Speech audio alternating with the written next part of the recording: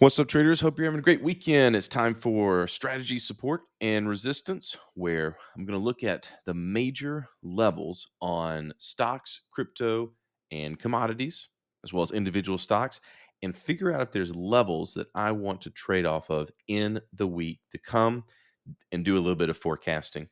We're going to first look at stocks, and the main players, of course, going to be the S&P 500 index, represented here by the ES. These are the futures. Now, last week we looked at how on Sunday night when we were making this video, on April the 18th, price had poked its head below this level right here, which is the 50% of the March 15th to March 29th rally. And it held, well, at least for a few days. And it came up and then held to the upside the full 50% move on the way down. And from there, woof, man, Friday was a brutal, brutal day. When's it going to stop? Well, I got that answer coming up in just a second. Let's look at the NASDAQ. So, NASDAQ is pretty certainly trying to make a retest of its lows, just like the ES S&P 500 futures are. Now, in times like this, the only thing I really have to go on to see when's this going to be a market bottom is the VIX. And on Sunday last week, I noted how that early March to early April fall in the VIX had a retracement level around 27, 28, and then Friday, boom, we hit it.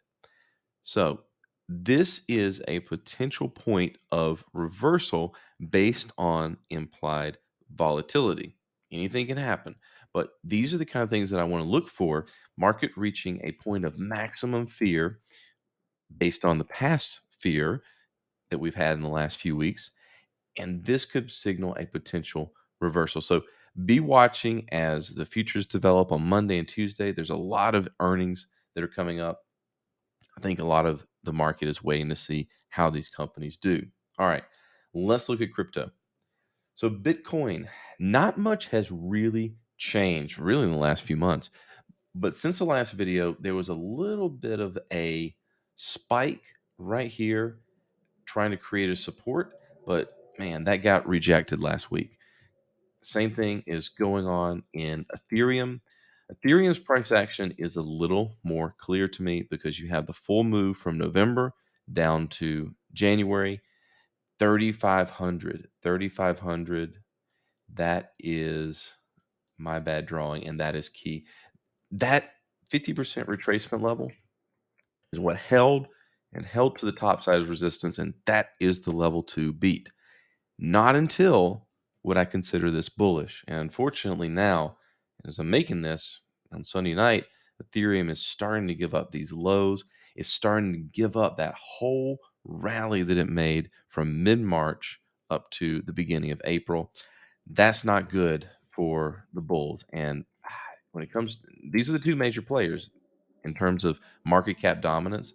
And them giving up their lows just means they're probably going to try to retest the bottom. Now, as a side note, I've been reading a lot of articles about a potential bearish disaster in the cryptocurrency space this summer, getting people prepared. And the disaster scenario they paint is, I think, somewhere around like 3,000. That is the disaster. I honestly think that if this is a bear market of Bitcoin, it's not going to stop there. It could take some years to develop, but I'm warning people. I'm warning people that the risk right now is much greater than what people think it is. I really think, and I've been saying this since November, that we're probably going to have to test the teens over this year and next year before we get another crypto bull market. Could be wrong. Hope I'm wrong for my friends that are very long crypto. We will see. The other thing that I like to watch right now specifically is Solana, and that's given up. Pretty much all these charts look the same because they're all correlated except for one. One of my favorites. That would be Monero. Monero is volatile, but it has not given up the rally from early March. It's been almost a straight up and to the right. We've had a little bit of a sell off here, But this is a pretty solid, sustained bullish trend. And it has been, I'm hoping that I've mentioned this in the past couple weeks, but we came up to the retracement level from August all the way down to February, kind of hung around and then broke up to the upside. So out of all the major cryptocurrencies, Monero, the privacy coin, is the one actually bullish. And I'm pretty bullish on it myself for fundamental reasons and technical. So that's an interesting thing to watch. Let's go into commodities. So let's take a look at oil. Come on, oil. There we go. So I've talked about oil every single week. Little recap. We had the December to the March rally, little blow off top, pull back down to support a solid 50% resistance, pulled up to 112 and down again to 97. And that is where it's starting to kind of stall out. I think I'm operating under the thesis that this level right here, let's call it 96, is a very strong long term level that oil is going to hold. It had a little rally off of that, and now it's holding at the 101 level here.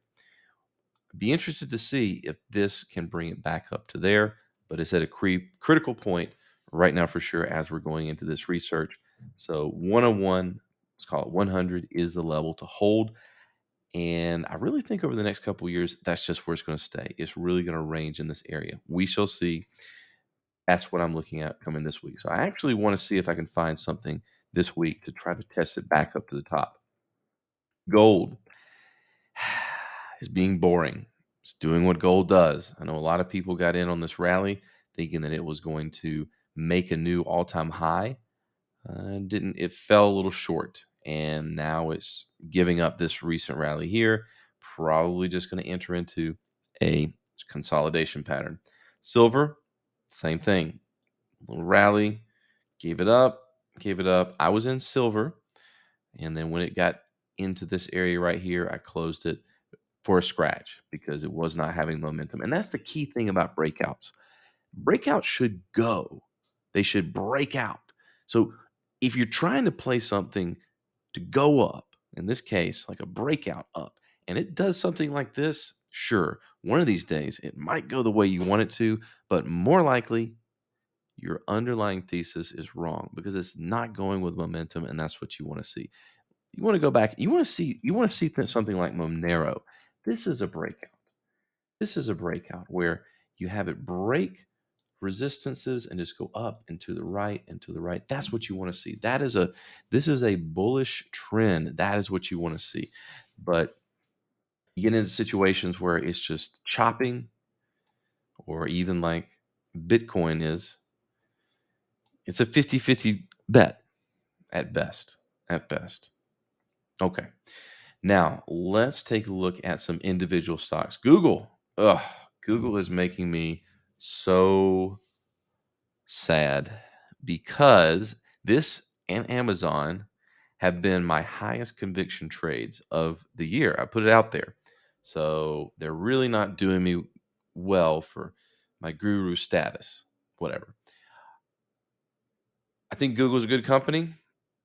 I think it's a great company to own for the long term. I think that we're still going to probably get a pre split rally, but going into earnings, as much as it has gone down below breaking these levels from January and February, that's not good. That's not good. That's not good at all. Amazon, it's broken its rally, has not broken the lows, but it's also got earnings coming up this week. The whole market is on edge, I think, because of Google and Amazon earnings, as well as everything else. We're in earnings season, and that's what can move stocks. But man, what a sell off, all this red from Friday. Facebook. Facebook also has earnings coming up. Facebook was actually one I was in here. I got in at about 211 and then I cut it shortly after. Now, a lot of people ask me, why don't you want to buy it when it comes back down to this low? Well, you've got it breaking this low. I know a lot of people tried to buy Facebook thinking they were getting a great discount off this drop right here, but what about those people that thought they got a discount on Netflix, like Bill Ackman, when it dropped on last earnings? Well, Now you have another. And this market is teaching people a lesson about risk, how you can have this great solid narrative of Netflix. You have Netflix, you love Netflix, and you've been buying Netflix because it's a company you want to own. And now you're all the way back below where you would have been in 2018, 4 years ago, pre pandemic. That's not good. I'm not sure if this is a discount. I'm not sure when it's going to turn around. And that's the problem. That's the problem because you run into a problem like Facebook, the people that bought into Facebook on the drop. Let me clean that up. Thinking that they were getting a mega cap company at a discount. Well, the problem is when price on something goes down, it goes down for a reason. It could be a narrative reason. The narrative could be wrong, but it's not necessarily at a discount.